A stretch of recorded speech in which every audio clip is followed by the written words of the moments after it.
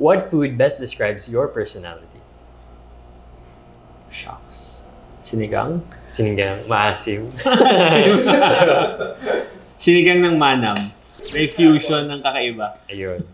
Ang mahirap kapag family business, hindi mo alam kung saan yung line from being a family to being business people.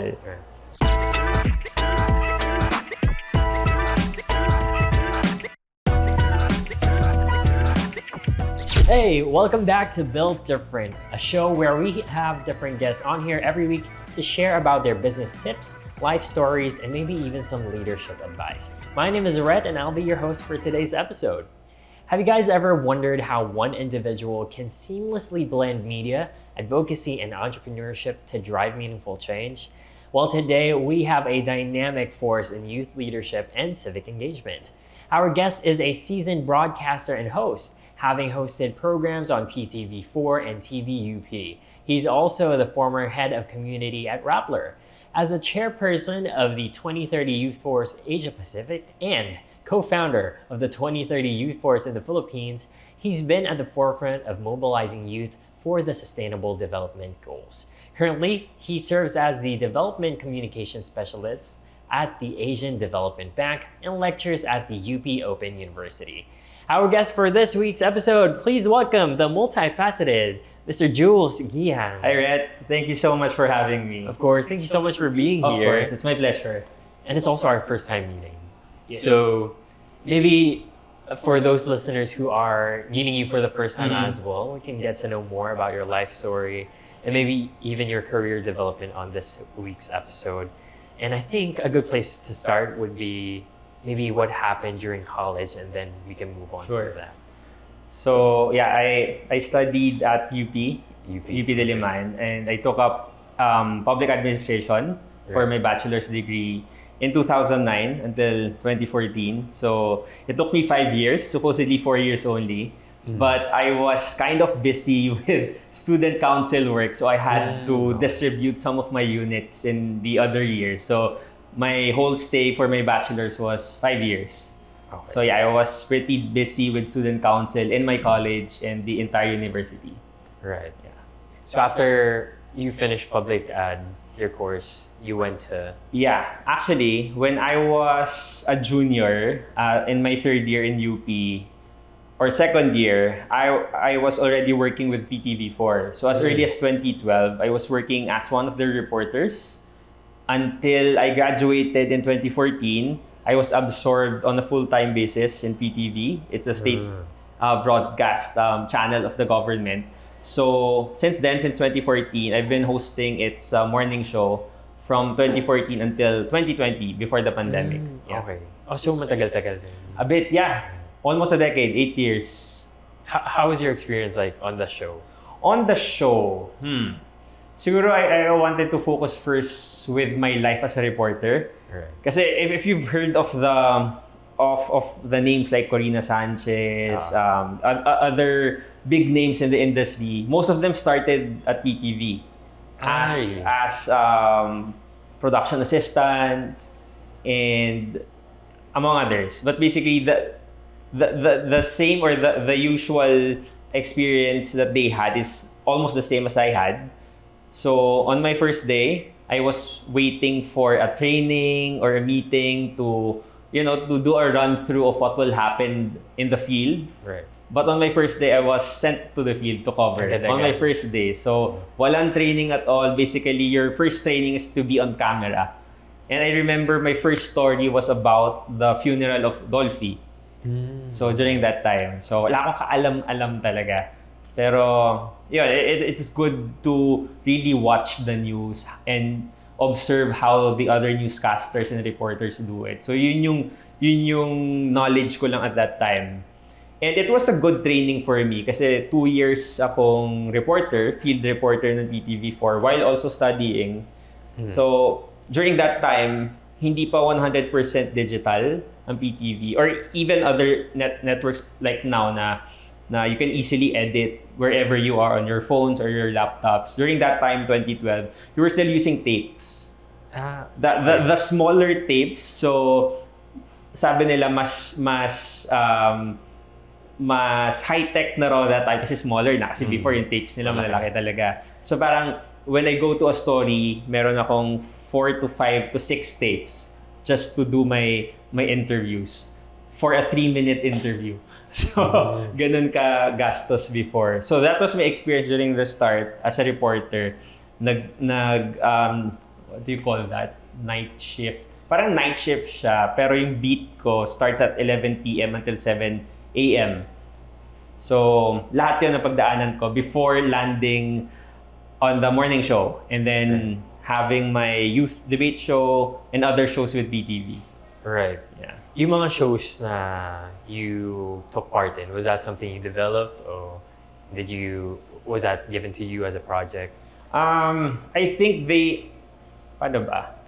Ito. Siguro the reason why they gave me the morning show stint was when I was running for vice chair of UP Diliman Student Council, I was still with PTV4. Then, since then, I was very vocal with different issues, social issues. And during that time, I think it was 2012. It was the impeachment of former Chief Justice Renato Corona. Tama ba? Yes. Corona. So, during that time, PTV got me as one of their youth panelists doon sa weekly show nila. So, weekly nandun ako sharing my thoughts about the matter until na-impeach na nga yung Chief Justice. And then the director approached me, sabi niya, parang, what time do you wake up? Sabi niya sa akin. Usually, 10 minutes before class. Pero sabi niya, can you wake up before 7 a.m.? Sabi ko, why? Parang salid na raw ako sa morning show. So, since then, tuloy-tuloy na siya. Then, I strive to do well in the morning show. Tapos, they gave me schoolmates. It's the youth debate show. So, kami yung first batch nun. Kasi ngayon, tuloy-tuloy pa rin siya. I really love that show kasi basically, they gave me a platform where I can share my different opinions on different social issues. Right. And speaking of like your motivation to tackle and really dabble into these social issues, can you tell me the story behind the 2030 Youth Force? Sure. 2030 Youth Force, we started in 2016, but prior to that, the National Youth Commission asked me to represent the Philippines for a meeting of several youth leaders in Bangkok, in their UN office in Bangkok. So I was the sole representative of the Philippines. And our main task was to create a regional-wide youth group that will help the UN promote the SDGs for all of the youth, for the millions of youth in the Asia Pacific. So we created 2030 Youth Force, Asia Pacific. Right. So I think we were only 19 youth leaders during that time. And our main task after Bangkok is to go home, of course, and to create a chapter. I think it took me 2 months since going home before really doing something about it. So what I did was I just typed on Facebook and asked people if they're interested with the SDGs and if you want to talk more about the SDGs, to create a campaign, etc. And then in less than 2 hours, parang more than 200 people signified their interest. And then since then, since we have 200 people there, we created a Facebook group. And then I think it took us 2 weeks or 3 weeks to talk about what we want to do with the SDGs. And then the consensus was to create an organization. So we created the 2030 Youth Force in the Philippines in 2016. From a youth membership of only less than 30, I ended my term after 3 years in 2019 with 4,000 members all over the Philippines. But of course, aside from the quantity, we were our main the next priority of the next convener. So we call ourselves as conveners. The next convener was to focus more on the quality of how we can train more youth leaders to advocate for the SDGs. Kasi nung start, parang the main mission of the UN is to help them drumbeat the SDGs. Kasi it was only 2016. 2015 was the birth of the SDG. So it wasn't so popular back then. So we help make noise for the SDGs, what the SDGs are about, beyond the colorful icons, among others. So yeah,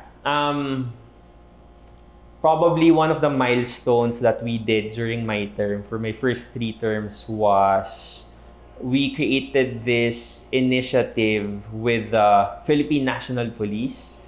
If you remember, during that time, 2019, it was the height of the extrajudicial killings of that administration. So some of the members, or even my friends outside the youth force, was asking me, why the hell will you partner with the PNP?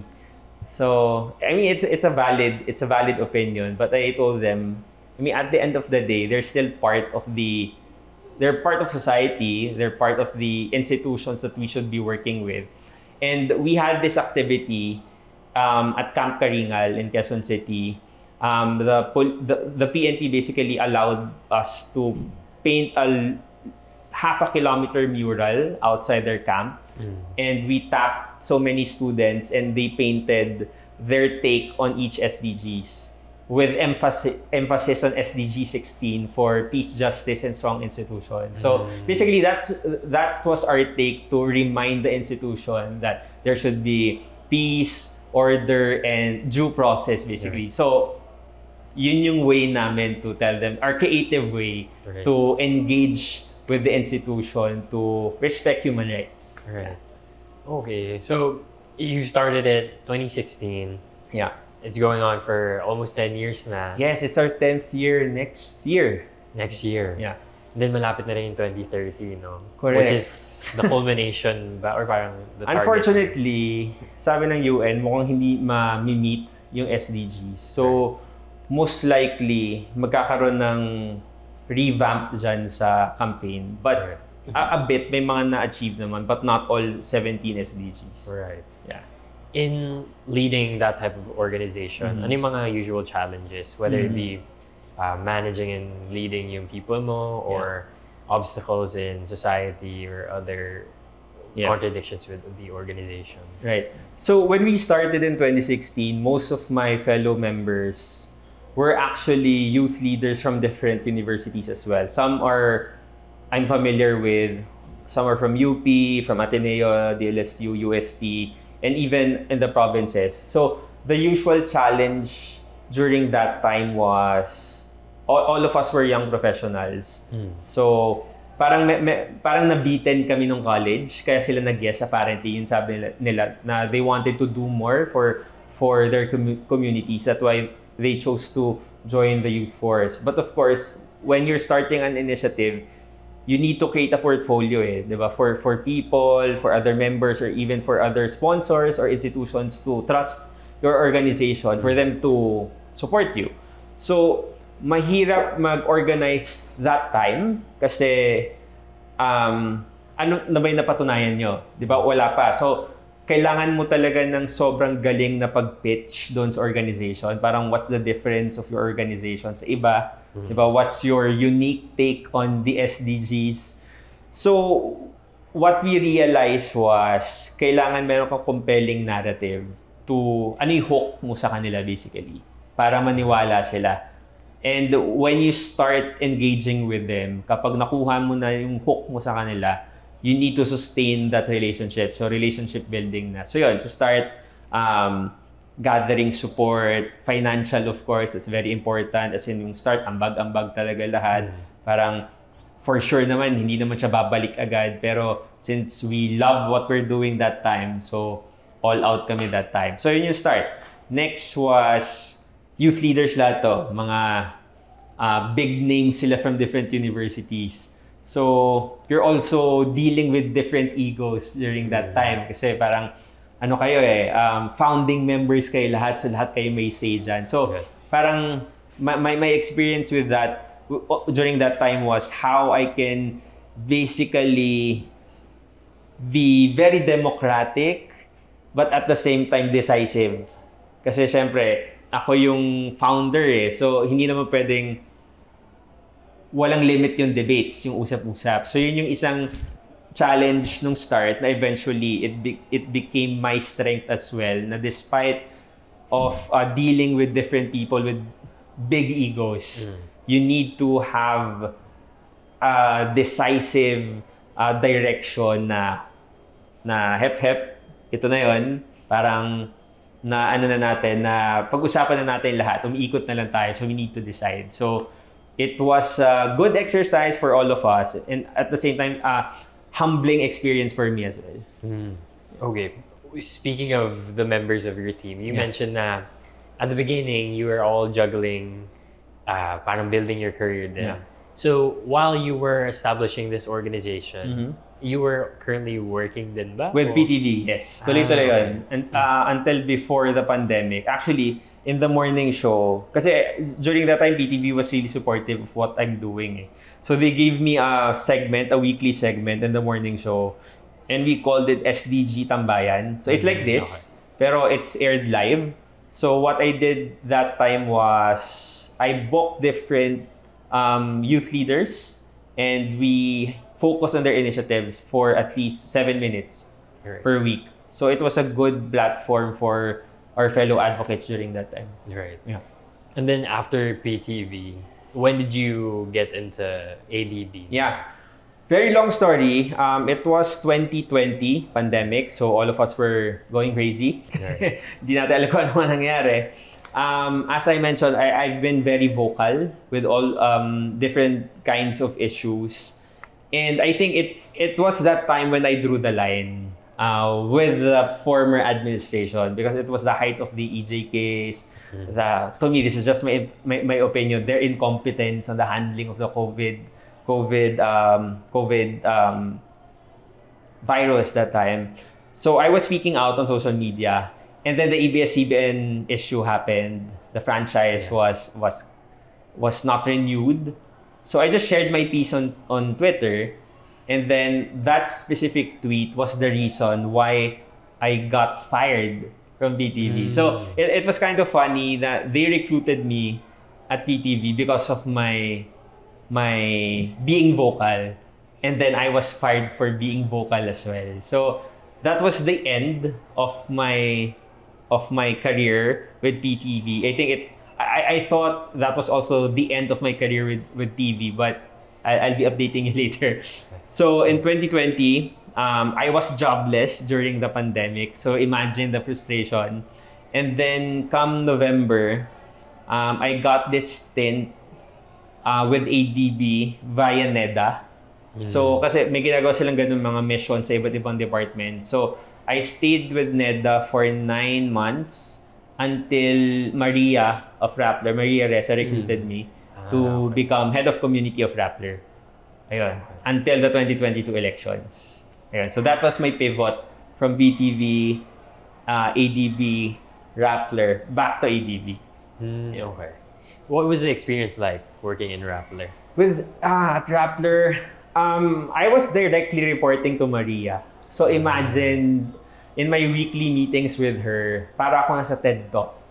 Ganon, as in, isipin mo Nobel Prize winner yung boss mo, di ba? So, sobrang dami talaga. Para siyang libro na nagnanarrate ng mga sinasabi. Sobrang galing talaga. So, it was a very meaningful experience for me and for my career growth. Kasi it was my first time to be a manager. Kasi imagine being a broadcaster, tapos biglang you're a manager in Rappler, handling the community. So that involved digital communications, their social media basically, Move PH, their community engagement arm, grants and partnerships. So we were dealing with different organizations from different countries basically, and then you have Rappler Plus, their paid membership. So it was a good experience, especially the context during that time was the elections. So imagine it was the Duterte time, and Rappler was being how do I say this? They had so many cases from the government, and Maria was almost imprisoned, right? Or she was, at least for some hours. So, yun, sobrang interesting nung time na yun kasi pero nakakapagod. So that was also the reason why after the elections, I told Maria na I think I need to end my wonderful experience with Rappler and then move forward now with ADB. Okay. Just out of curiosity, kasi minsan lang kami makakuha ng stories of someone who worked with Maria. Are there any leadership advice that stood out? Well, pwede sa leadership and sa communication siguro to, na lagi yung sinasabi na we are on a daily basis, we're always busy with our tasks. And the only feasible approach is to only focus to 3 main tasks. Only 3. Huwag mo na dagdagan. Kung gusto mo dagdagan, ilagay mo sa baba ng isa sa mga 3 na yun. But 3 main tasks to ensure that you're not frustrated na wala kang hindi nagagawang iba. Just focus on these 3. Kasi ito lang yung kakayanin ng brain cells mo at ng energy mo for that day. So that's number 1. Number 2 is to be very clear with your communications. Of course, it's a media organization, but at the same time, I was dealing with so many organizations. Kasi if you've heard of Facts First PH, it's a campaign that we started for the elections, countering disinformation.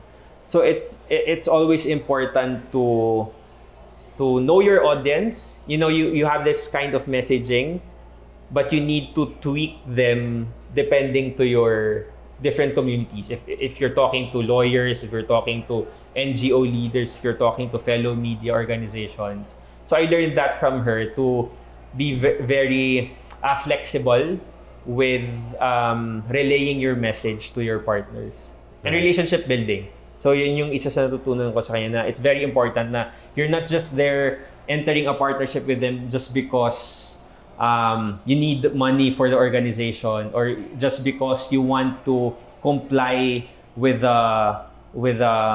milestones within the partnership. It's more of going beyond a contract. Na how can you take care of that relationship while you're in your contract with Rappler and even beyond. So yun yung na-gets ko, na even tapos na yung term ko sa Rappler, tuloy-tuloy pa rin yung engagement ko with the partners kasi we took care of that relationship. Yun. Kumbaga, you solidified that relationship. Correct, yeah. Okay. So, you've dabbled into broadcasting and then being head of community in Rappler. But you were also balancing this with other things as well. You've dabbled into the restaurant business. Correct. Can you tell me the story behind Urban Chick? Sure. Well, Urban Chick is a family business. It started in 2013 ba? So during my PTV days pa. But this year, if you're watching it into the 2025, we're turning 12 or 12th year this year. So we started as a very small restaurant. We just opened our garage in Maginhawa. Kasi diba, Maginhawa is once a residential area, but now it's a mixture of residential and commercial area. Before, parang less than 20 restaurants. Right now, you have more than 150 restaurants along and around the area. So, year per year, we can see the physical growth of the business, from just being a very small restaurant to a full-blown restaurant serving 70 to 100 customers in one sitting. Tapos, in 2020, so pandemic happened, wala pa kaming food deliveries that time kasi hindi pa siya ganun ka-popular. So we were forced to do that kasi bawal ang dine-in. So many restaurants in Maginhawa had to close down kasi the bills are still running, your rents are still running, tas wala kang business kasi you cannot accommodate customers. So what I thought during that time, we need to do something, especially nung medyo nawala na yung lockdown, na why not engage with my fellow restaurant owners and think about what can we do as a community. So we started with 5 members, and now 2025 we have more than 80 restaurant members already. So the compelling message there is, in times of challenging times, in times of challenging moments like that, you really need to go beyond limitations. So what were our limitations that time? We were all competitors, right? Kasi businesses kami, nag-aagawan kami ng customers. Pero we realized na now is the time to unite, to bring back the buzz in Maginhawa. So yun, we created Maginhawa Food Community. We started as a Facebook group only with only several members, and now more than 50,000 na yun nandun, doing their own businesses digitally. But in Maginhawa itself, more than 80 members na kami. And the LGU of Quezon City has been very supportive, especially Mayor Joy. One of her priorities kasi yun is really to empower the small businesses. If you visit Maginhawa, walang big businesses doon kasi may ordinance na bawal. So, para mag-thrive yung mga small businesses. So, super nice, di ba? Other big brands like Starbucks, Jollibee, McDonald's, they've been trying to really even buy lots there. Pero bawal talaga. So, yun yung isang very good ordinance na makikita mo na inaalagaan talaga ng city yung MSMEs. Kaya ngayon, we're back. I think we're back kasi maingay na uli yung Maginhawa. And nakatulong yung initiative namin to really promote each other, not only our own restaurants. Kasi kapag pinomote mo yung restaurant mo, of course, pupunta yun sa'yo, pero marirealize mo na hindi naman sila araw-araw kakain sa'yo eh. Di ba? Pwede silang lumipat-lipat doon. But the main point is, supported lahat ng restaurants. Ayun. Right. So this business started before the pandemic, and now it's grown into this community with other restaurants. Yeah. Pero can you take me back? So tama ba? It started out from your garage. Yes. Tapos it's a family business. It's a family so paano yung business. structure doon? And ano yung main scope and responsibilities mo? Nice question. Like other businesses, like Aristocrat, I know the owners of Aristocrat kasi they're relatives as well. For more than 8 decades, parang they wanted to be handled only by the family. Only the family. Imagine 80 years. Tapos parang on their 80th decade ata, yung pinag-usapan nila, I think they had to expand already. Imagine after 80 years lang. So, sabi ko sa family na okay naman to na tayo may handle lahat nito. Pero we should also realize na we also have other priorities, not only the restaurant. So we can also grow individually. So on our 10th year, so that was 2 years ago, we professionalized our systems. After 10 years, So before talagang bara-bara lang. Walang systems at all, walang inventory. Basta makapagbenta.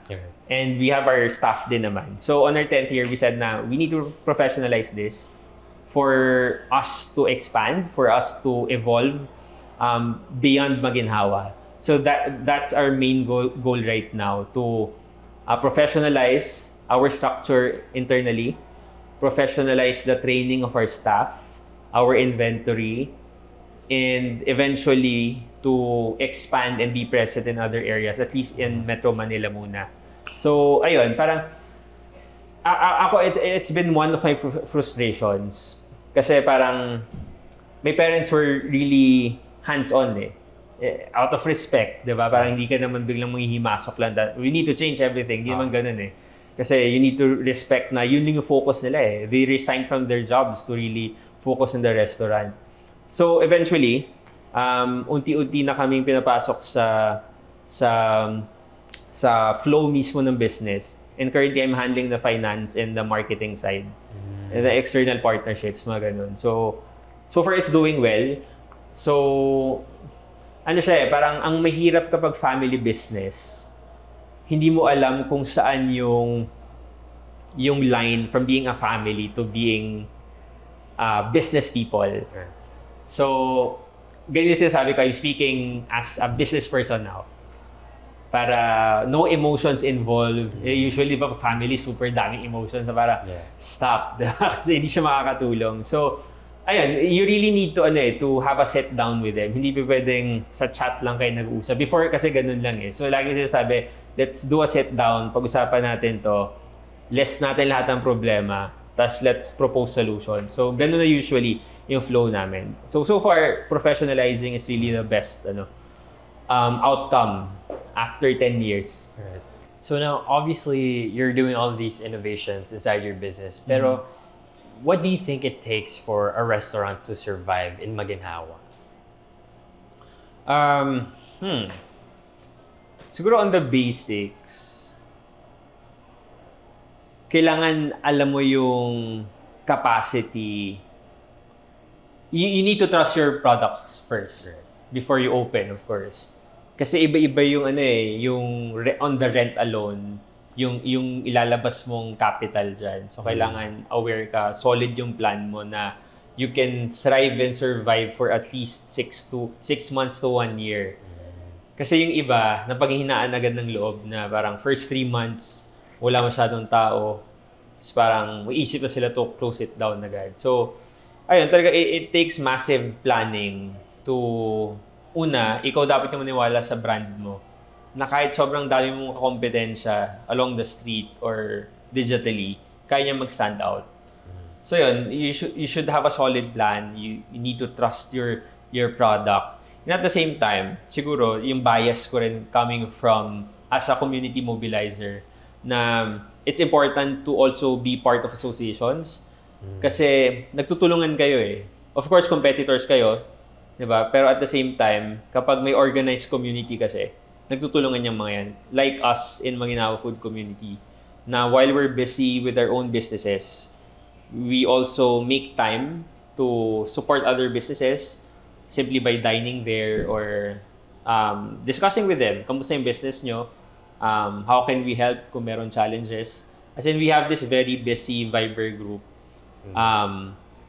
Yung mga simple things of asking a supplier for this ingredient, bato-bato lang, super dali lang talaga. Talagang tulungan lahat. So, ayun, siguro lalo for those who are interested to open stores in Maginhawa, join us kasi we can somehow help you navigate the market in Maginhawa. Right. Yeah. Kasi my understanding of Maginhawa, syempre you have all these new restaurants and businesses popping out all the time, di ba? And before the community you built, what was the community or the landscape like? Was it more competitive? Well, yeah, yung competition nandun naman. Though walang organized community at all. So, kaya the LGU was really supportive sa amin nung nalaman nila na meron kaming informal group na sila pa yung nagsabi na magpa-register kayo sa SEC para may legal entity kayo so we can directly help you sa mga initiatives ninyo. So, yun. So, paano mo binenta yung idea na, okay, well, let's gather up and help each other? Siguro nagkataon na nagsunod-sunod yung pag-reach out ko sa LGU. So it was a really informal letters na writing to the mayor na ito yung problems namin. As in may time pa na naglakad ako all throughout 2-kilometer stretch yun. Giving out that letter na sinulat ko na isisend ko sa LGU if they could sign about the parking issue. Kasi ang initial issue noon prior to the pandemic was the car towing. Kasi national road ng Maginhawa, from MMDA's perspective, bawal ang parking. Pero from the perspective of the LGU, pwede. So nagka-clash.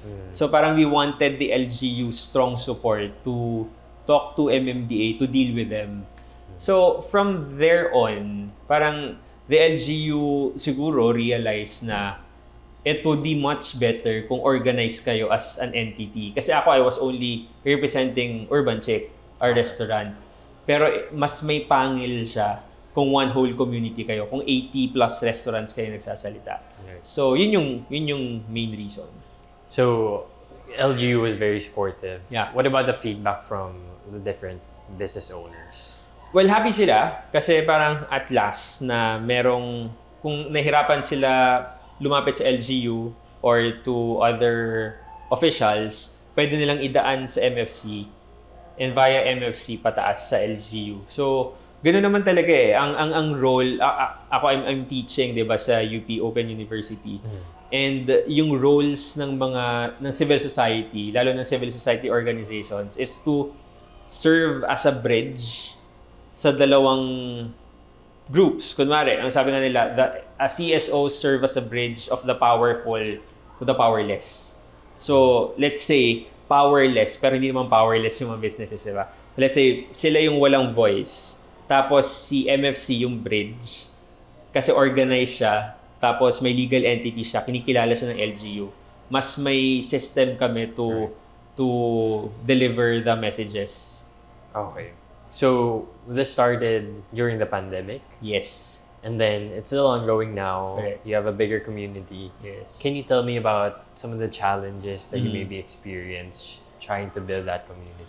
Siguro yung tuloy-tuloy na challenge namin ngayon is, despite our efforts for the street, meron pa rin mga restaurants na usually the bigger restaurants. Kasi meron din mga bigger restaurants eh. Pero hindi sila big in a way na marami silang branches. Bigger sila kasi malaki, literal, yung stores nila. Parang they feel na I can only assume na parang baka they feel na they don't need a community anymore. Kasi they can thrive on their own. So, yun yung patuloy na challenge and frustration ko na bakit hindi sila sumasali. Pero it's more on kailangan tuloy-tuloy talaga yung pakikipag-usap sa kanila. Kasi when we do public events, like when we close the roads for our public events, nakikinabang din sila lahat eh. Kunwari, yung annual events namin every December, 30 to 40,000 people yon every year. So, added customers din yun sa kanila. So, yun, tuloy-tuloy siya na challenge. Number 2 is, in any organization, financial din. So, you really need to be very creative to have mechanisms to have income coming in. And of course, recruitment. Kasi di ba yun yung life and blood ng any organization. Kung wala namang sasali sa inyo, walang sense ng organization ninyo. Lalo na community namin, binabrand yung community namin. Right. So, since you talked about like the finance side of this MFC community, where does the usual spending go ba? Is it into the employees you have in the MFC or may mga projects ba kayong pinafocusan? Well, on the project side, when we started doing big projects, I think that was 2022 to 2023. Sumobrang dami, like 7 to 8 events, street events yun na. So parang naubos kami masyado. So instead of focusing on the welfare of our members, nandun na lang kami sa events. Parang naging event-centric siya masyado. So nag-pivot kami year after, just one event in summer and one event in December. Tapos we just help out sa LGU every June for the Pride Month. Kasi di ba may big Pride Month events sa QC lagi. And then, all throughout the year, we make sure na we do trainings, yung mga needs ng mga stores namin, like food safety, front of house training, etc. How to efficiently deal with your compliances. Kasi yung pinakamasakit sa ulo sa mga businesses, di ba? Dealing with your compliances, yung mga renewal of business permits, sa barangay, sa city, sa national, sobrang dami. So, nakakaubos na ng oras. So, yun.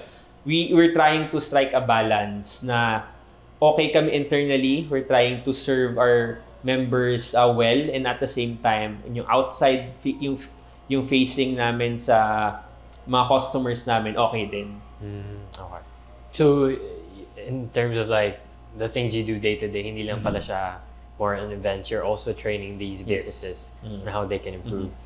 Can you tell me like how you built MFC around specific principles? Like ano yung mga guiding values or principles that you adopted into MFC that you also carry as a leader?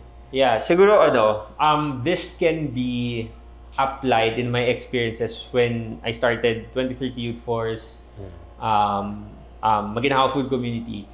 Kasi I'm a student of public administration eh. So, in our curriculum, tinuro sa amin how good governance works.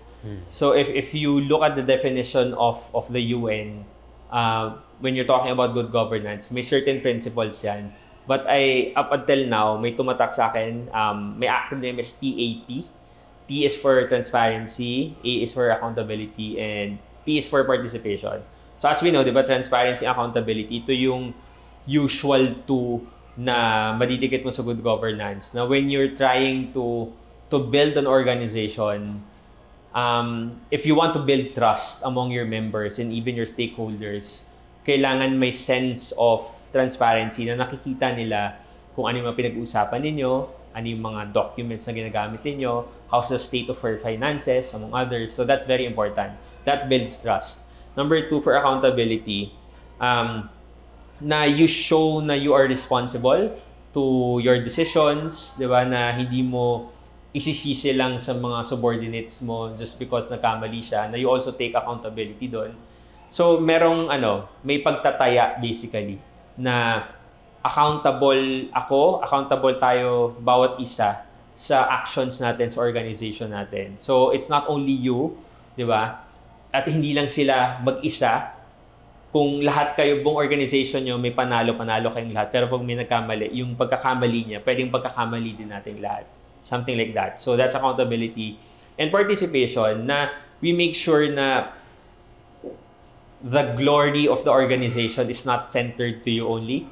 Diba? Even if you're the founder or the president of the organization, it should be shared. Kasi I believe in shared leadership na hindi porket ikaw yung presidente or ikaw yung founder, sa'yo nakasentro lahat yung powers or yung wisdom. It should be scattered efficiently dun sa mga members niyo. Kasi that's the only way to sustain the organization. Kasi you're not forever there. To be honest, I struggled with this when I was starting. I felt na may utang na loob sa akin yung mga fellow members ko kasi I created this and that organization. But I realized na I was just an instrument during the start. Pero kung yung growth ng organization, it's not because of me, but it's because of the collective efforts of everyone. So yun, transparency, accountability, and participation. Make sure everyone's involved, na you make them feel na meron silang stake doon sa organization, na they are important in the organization kasi in the first place, di ba, kaya sila nandun, kaya mo sila pinasok sa organization kasi meron silang maaambag na bago na pwedeng hindi ko alam. So, yun yung tatlong bagay na ina-apply ko sa lahat ng organization. So it's nice that you have this TAP, no, yung structure na yan. On participation, I want to get to know your thoughts kasi you talked about working with, kumbaga, yung ego sa youth force, iba-ibang people. And I guess here din sa Maginhawa food community, iba-ibang personalities, iba-ibang motivations din. How are you able to maintain collaboration between all of the people you interact with? Ayun, I believe in shared leadership. So it's not only me, yung center of power and wisdom in the organization. So I always consult, lalo na when we do meetings na, what's your take on this? Hindi yung ibibigay ko agad kung ano yung take ko dito. Lalo na if you're the head of this organization, when you start with the marching orders agad, parang it limits your fellow members to share their piece. So it's important, yung style ko at least, I lay down the agenda and ask people what they think. Tapos eventually, kung yung na-prepare ko na take ko on a certain matter ay ganito yung pagka-frame, minsan nag-iiba siya. Kasi ito pala yung nararamdaman or paniniwala ng iba't ibang mga members ko. So I think it also entails a flexibility from the side of the leader. It's very important na you don't limit yourself doon sa mga beliefs mo. Kasi you are there not only for yourself but for the interest of the organization. Were there any times that you feel like you've failed in terms of properly following your TAP structure, or maybe even failed as a leader? Yeah, many times for sure. Especially kapag sobrang may time constraint, right, na meron kang kailangan decision before a particular matter. Like right now, while we're recording, I'm dealing with several people in the organization right now, whether or not to release a public statement of support for several politicians this elections. Past elections. So, I think it takes patience as well. And paano ba? Creativity rin. You need to be a very creative leader on how to frame your messaging. Kasi messaging is very important na kahit nag-decide na kami as core leaders of the organizations to release, we also need to release a statement. We also need to respect the views of our members. Diba? Na will we still release it kung yung general feel ng buong organization is against it. So, kailangan namin i-balance yung interest ng buong organization. So, yeah, many times naman, may mga failures din ako dyan. And doon sa mga failures na yon, usually, yun yung tinatranslate ko siya as a strength eventually. Kasi minsan yung mga failures natin, we experience it kasi it's the first time we're doing it or it's the first time that we did it. Diba? Kaya nga tayo nagkamali. So, we should learn from that. At kung magkakaroon uli ng failure, bangon lang ulit. Pero kung failure lagi, may mali. So, kailangan merong times lagi to take a pause and to think about why it keeps on failing. So, yun minsan yung ginagawa ko na, ewan ko, siguro nung medyo mas nagmamature na ako, nung 20s ko, parang parang fast-paced lagi. Kahit may failures, okay, move on agad. Pero ngayon kapag may failure, pause muna ako. Saan nagkamali? Ano yung pwedeng baguhin para hindi na maulit? On the topic of failures, just for our listeners, are there any like moments that really stood out for you na parang, next time I'll take note of this? Or parang pwede mo share to our viewers na top 10 things you should never do. Yung parang, you have to learn from my mistake na and don't commit it. Are there any advice you can share, maybe for someone who wants to open their own business? Right. Or someone working in organizations? Top of mind ngayon would be 2. Siguro first with my career. As I mentioned earlier, I was fired doon sa PTV because of being very vocal. I was really regretting that moment kasi jobless ka during the pandemic. Di ba? Sobrang hirap nun. Pero eventually, di ba parang yung realizations ko that time, dapat di ko na tinweet yun. Dapat kasi nag-fist bump na lang ako sa kanila. Dapat all-out support, mouthpiece na lang ako. Pero hindi parang kaya ko bang matulog sa gabi na ganun yung stand ko. I mean, siguro yung iba kaya nila, di ba? Well and good.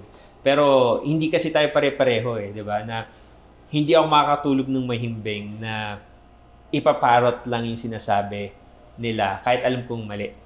So, pwedeng ma-realize mo siya at that moment na mali, na mistake siya. Pero, kapag magti-take ka ng pause at pag-iisipan mo, tama din naman pala yung ginawa ko kasi nag-draw ako ng line na hanggang dito lang yun. At matagal ko na siyang inaantay before na kailan ako mag-draw ng line. Kailangan ba sobrang libo-libo pa yung mamatay bago ako mag-draw ng line. So, na-realize ko na tama naman siya. Yung realization ko lang is, baka may ibang proper way pa ako to do it. So, that's number 1. Number 2, 2022 elections, business naman namin sa Urban Shape.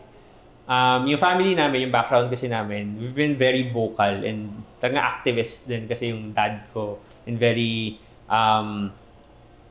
vocal din yung mom ko. So, alam mo yun, parang it runs in the family. Tapos we feel na we have a platform We consider Urban Shape as a platform as well. As in, we take stands on issues sometimes. Ang dami na in the past. And we also took a stand in the 2022 elections. We post banners of who we support. Even now, in the 2025 elections. Pero that time, I think that elections was a really toxic elections. Kasi grabe yung atmosphere that time So what we did was, we were proud to not entertain a bulk order from a certain politician just because we don't like their politics. Marami nag-support, as in tuwan-tuwa sila, but we also realized na kailangan ba umabot sa point na gano'n na ibabandera pa namin na we did not get this bulk order just because we don't like their politics. So parang na-realize namin na yung iba naman gusto lang kumain talaga Di ba? Parang ayaw na wala kaming pakialam sa politics. Gusto lang namin umorder para may pangkain doon sa So, the realization there is, you also need to set boundaries doon sa advocacies. But of course, if there's one thing ako na proud doon sa moment na yun, at kami as a family, is we do not compromise our business. Lalo na kung alam namin na, basta yun na lang, we do not compromise our business just because merong bulk order na malaking business na papasok sa amin. If that's our stand from the very start, then be it. Pero nga, it was a very stressful moment during that time kasi very vile yung mga tao during that time. Ayun. Do you think it's important for businesses to have advocacies that they stand for? It depends eh. Yung iba kasi, ginagawa nilang strategic. Okay lang na strategic. Pero kasi when you're talking about advocacy, you really need to mean it na you're genuine enough na you're supporting this advocacy because you really want to support it. Not because you want tax breaks or alam mo yun, na sometimes it comes with it, di ba? Yung iba, they hire from the marginalized. Kasi may mas mababa pala yung sweldo. Di ba? Well and good kung super genuine ka doon sa advocacy na yun. Okay yun. Pero if you're just using them or this set of people para lang makatipid ka sa operations nyo, medyo pag-isipan natin, sayang naman. Right. Okay. So you talk about incorporating advocacy in business and maybe even your personal life. And advocacy is very strong in the Maginhawa food community, di ba? Yeah. Pero in terms of that organization, it's focused on Maginhawa. Are there any limitations in terms of future plans for that? Or how do you think Maginhawa food community will become in the future? Actually, may one interesting question na binato sa amin. Until where do we want development to happen in Maginhawa? Kasi if you'll try to compare in other food districts like Poblacion, Morato area, Capitolio, di ba mga mix of residential and businesses. So ang tanong nila, parang do we want to extend to that kind of level na yung mga houses kino-convert na lahat to restaurants or yung mga ibang houses ginigiba na para gawing building para mas maraming commercial. It's an ongoing discussion sa community namin kasi of course we cannot control how a lot owner, 'di ba, what they want to do with their properties. Pero sa amin kasi sa community, malaki yung stake namin doon sa future ng Maginhawa. Kung gusto ba namin na parang maging Morato in the future or parang maging Poblacion in the future. Si Mayor, sabi niya gusto maging parang Poblacion. Pero siyempre as a resident as well in Maginhawa, may possibility na mawala yung original charm ng Maginhawa kung talagang puro outsider na yung papasok. So I think there should be a perfect balance na the market is open for everyone, of course, but at the same time, mabigyan din natin ng opportunities and chance yung mga original residents doon na they can actually do it as well on their own so long as merong support na ibibigay sa kanila. Kasi right now may trend as in yung mga old houses ginigiba na, malalaki yung mga properties doon, tapos ginagawang buildings na. Kasi they can also earn bigger, so much, kung paparent nila lahat yung gagawin nila sa building nila. So, yun yung isang way, may isang part doon sa part ng development. Number 2 is, yung ongoing struggle nga is doon sa parking, di ba? Kasi customers namin to may mga ginagawang pinopropose na projects ngayon na may mga multi-level parking na gagawin. So that would be better if they don't want the on-street parking. Kailangan merong alternative. Yun yung isang learning namin na kung meron policy na gagawin ng city, there should be a ready solution that will address the problem. Kasi kunwari, there was a time na 3 months may ginawang project dun sa Maginhawa na bawal ang parking. namiligro ibang businesses. Kasi kahit nasabihin natin na hindi naman lahat ng customers nakakotse, may significant portion din sila of the clientele na nakakotse. Diba? I mean, okay siya for the pedestrians and all, pero may nawala eh. So, kailangan may naka-ready agad na solution or alternatives para doon sa market na mawawala. Okay. So, I don't want to say, because you dabbled into, kumbaga, possibly the maximum growth ng Maginhawa food community. Syempre may limitations nga, of course, losing its charm or paano the space you take. And also, going back to Youth Force, diba? It's near 2030. Yes. So parang these organizations you're taking part of, I think somehow there are limitations to your participation in them, possibly. So in the future, how do you set your goals? What endeavors do you think you will take for yourself? And how will you go professionally? Right. With Maginhawa, kasi with the Youth Force, kumbaga nakagraduate na ako eh. Diba? I'm already serving now as board chair, and our primary task is really on the top line policy level. With Maginhawa, ganun din yung maging direction eh, na though ayaw pa nila ako mag-step down, pero ako somehow siguro I'm only checking siguro 1 to 2 years pa as president. Tapos eventually, kasi we're doing elections na eh, this June. And ako yung nag-push talaga nun para magkaroon ng new set of leaders. So, they're saying to elect me again. Pero that's okay. Pero after that, it should be another set of leaders naman para magkaroon ng different direction. And it would be better for the organization para hindi nga parang in a vacuum lang yung power ng isang organization. Professionally, so far I'm enjoying in ADB kasi it's a very good organization. But nandun pa rin yung dream to serve in public service. So, let's see what will happen in the future. So far naman yung ginagawa namin in the community could possibly help us navigate where we want to be in terms of public service. But we'll see. So far, ADB is there, and it's a very prestigious organization to work with. So let's see. It's a work in progress. And in the future, like, what would be the main learnings or kumbaga leadership principles that you think you'll carry even years after from now that you think our listeners should adopt? Now, there should always be premium, or you should put premium in collective action.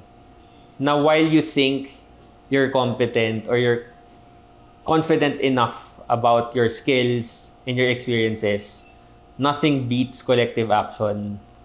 Na when you're working in a team, lahat kayo may iba't ibang ambag, lahat kayo may iba't ibang stories, iba't ibang backgrounds, and those are your strengths to have a better organization na hindi lang siya galing sa isang tao.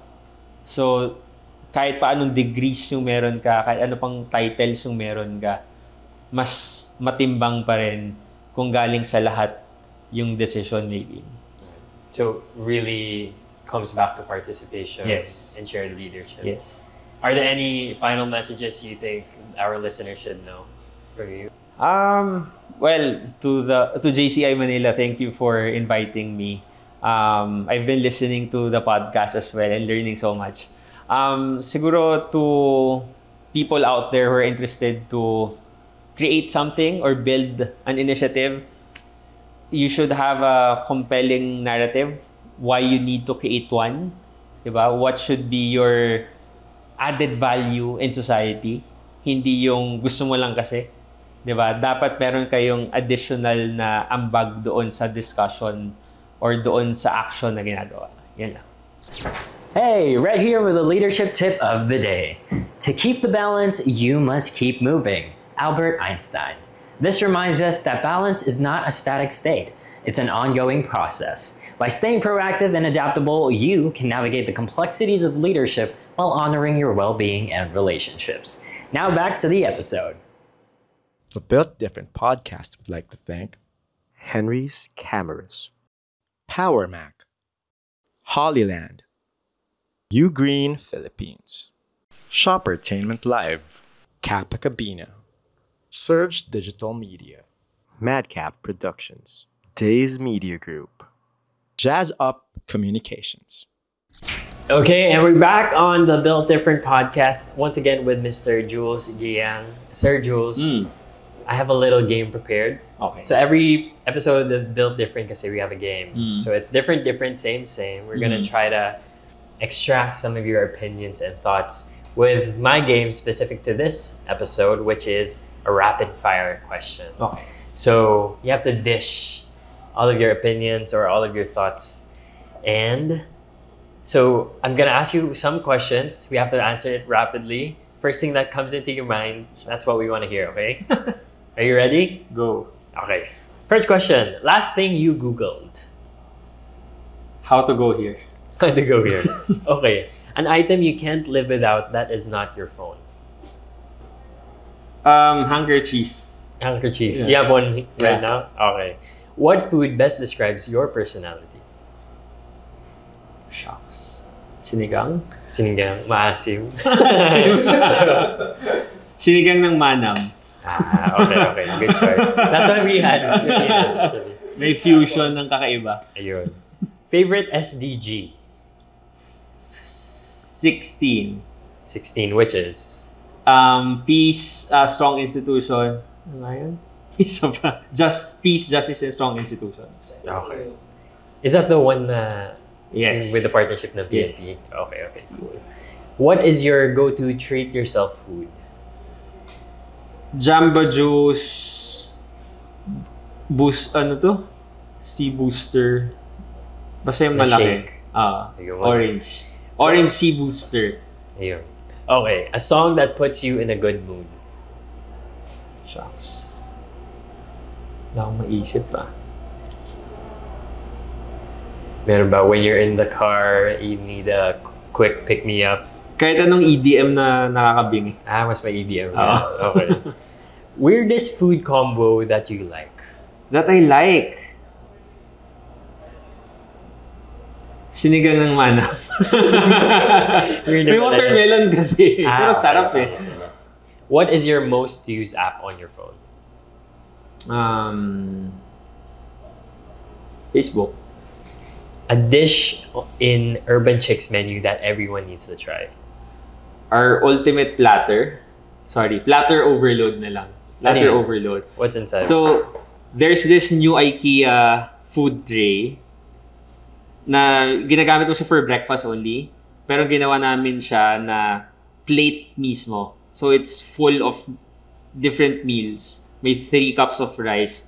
Tapos you have liempo, you have barbecue, you have pasta, pork chop, fried chicken, lahat. So they should try that for only $759. Ayun. Self-promo. Ayun. Yes. Sige, we'll try that. A lie that you used to believe as a kid. Na medyo nakakahiya.